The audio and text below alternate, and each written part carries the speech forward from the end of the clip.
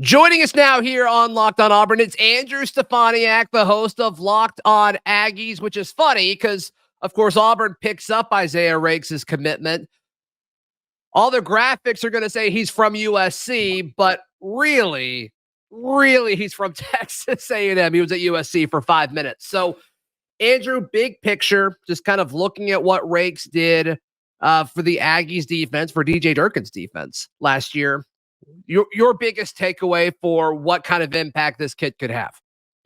When it comes to the impact he's going to have at Auburn, I think that he's going to be a guy that's in the two deep. I don't see him taking over a starting role for the Auburn Tigers. I don't see that happening, but he is a really reliable depth piece. He was at Texas A&M for 4 years. He played a lot of snaps. He never was really the guy that was in the starting lineup. He was always a two-deep guy who mixed in and out of the lineup, played his role, played it well. And I think he's a guy that's going to come in and do that at Auburn. I mean, listen, the PFF grades, the numbers are good. The numbers are good. Sure.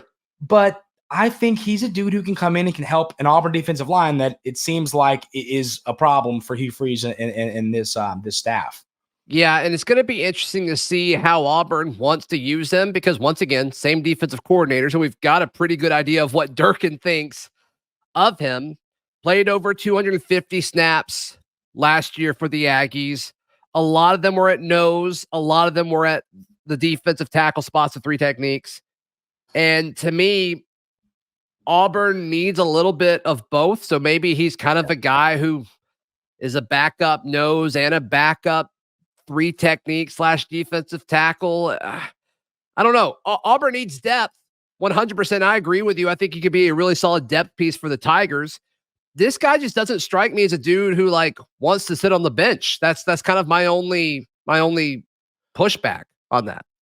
Yeah, I'm with you on that. That nobody wants where he's at in his career. Nobody wants to go and be in the two deep somewhere. But he's just been a guy who, once again, he's always been okay with his role. He's never seemed like a guy that's concerned about that. I mean, he's happy with his 30 snaps a game, 25, 35 snaps a game.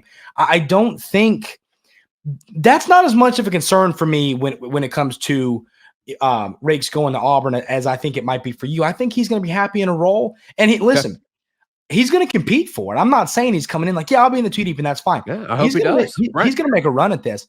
And I think the flexibility he brings, as you just discussed, it's so valuable because he has played all over the defensive line during his time at Texas A&M. He's played the three technique. He's played nose, 6'2", 320-pound, big dude, low to the ground. He's a guy that can play all over the defensive line. He's a little bit quick for his size, and he's been really good stopping the run. Last year, his rush defense grade on PFF was a 77.3. His overall defensive grade at Texas A&M, and a pretty good Texas A&M defense, especially in the front seven, was a 72.3, which was the 7th best grade on the entire defense. I mean, I don't know Auburn's PFF defensive grades off the top of my head, but I think you would take a 72.3 right now. Well, and let's think back to when you and I previewed the Auburn A&M game this past season. The mismatch was where? It was in the trenches on both sides of the ball, and then they lined up, and Texas A&M controlled the trenches on both sides of the ball. And Raikes isn't why Auburn lost to Texas A&M last year, but the fact of the matter is Auburn is getting better on both sides of the ball in the trenches because they're getting guys like Raikes, who's going to play a similar role for Auburn, we think, this upcoming season as he did for A&M last year. You're right. And it's funny. You and I were joking. We were going, so where he lined up was game plan dependent. We both went, yeah, but the game plan was made by the guy who's going to be making the game plan at Auburn. Right. So, it's a little bit funny, but just the key for him, and ironically, Auburn statistically was one of his worst games of the year. He had his tackle grade in that game was a 28. But what the force that is Jarquez Hunter. He doesn't have to tackle Jarquez anymore. Yeah. You rather, if you can't tackle him, join him is what I always say. But looking at what Raikes brings across this defensive line, I think he's a guy that, I'll be honest with you, I think he's going to make a run at the starting spot. And I'll tell you this, you often talk about players who join a roster in the spring and you go, it's going to be tough to learn the system. How are these guys going to adapt to this new system?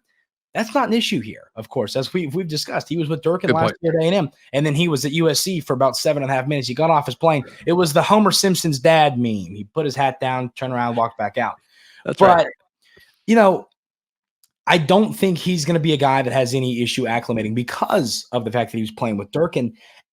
And once again, this is just a guy, if I'm an Auburn fan, I'm very, very, very happy that Raikes plays for my football team now. And I'll tell you this, Texas A&M was upset to lose Raikes, but you got to remember, we were dealing with a coaching change. So you lost a lot of guys. It wasn't like this is the same staff and he left. And we were like, oh, why did he leave? It was during a staff change, so that just happens. It's a player. I'd take him back right now if we could. Yeah, well, that leads me to my next question. I've talked to a few USC folks, and they didn't seem too shaken up that he left. It was almost like, well, he was here I said for 5 minutes, and I was actually corrected. It said 3.5 minutes. It's like, okay, that's probably true. That's probably true, and I understand why you feel that way. How did A&M feel when he left? Or was it just kind of another guy that left because so many Aggies entered the portal kind of around the same time? I think you got to put it in perspective.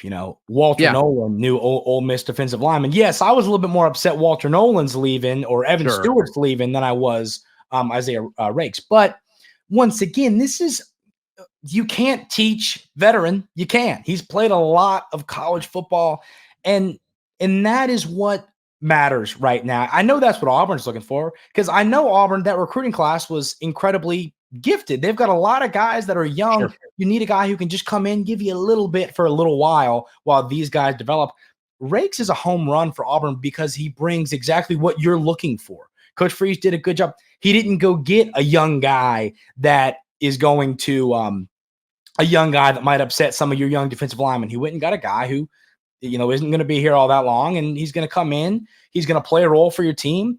And once again, if he wins a starting job, it's not something I'd be upset about as an Auburn fan. If I was an Auburn fan, I would say Raikes won this job because he's a talented football player, not because the other players there aren't good. And I think he's capable of doing that.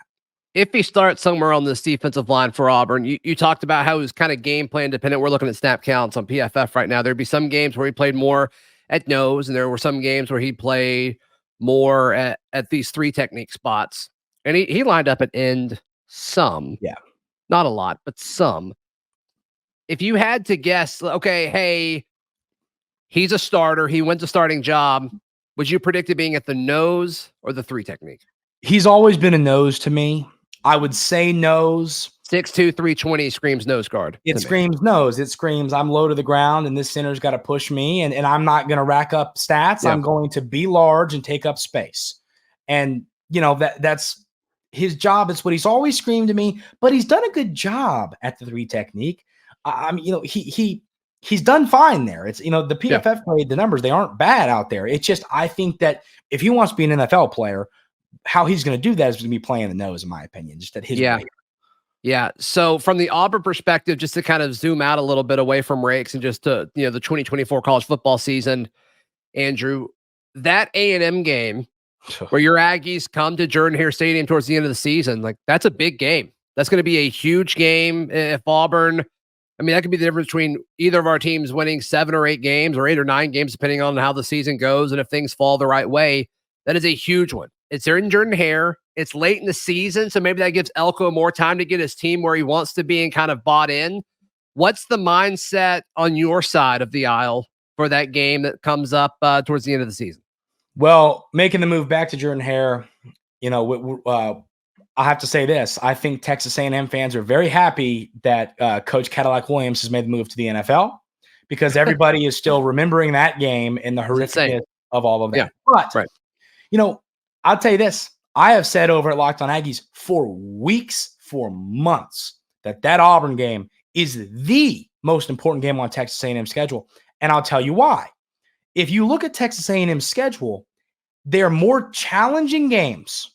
So Texas, LSU, Missouri, and Notre Dame to open up the season are all at Kyle Field, all in College Station.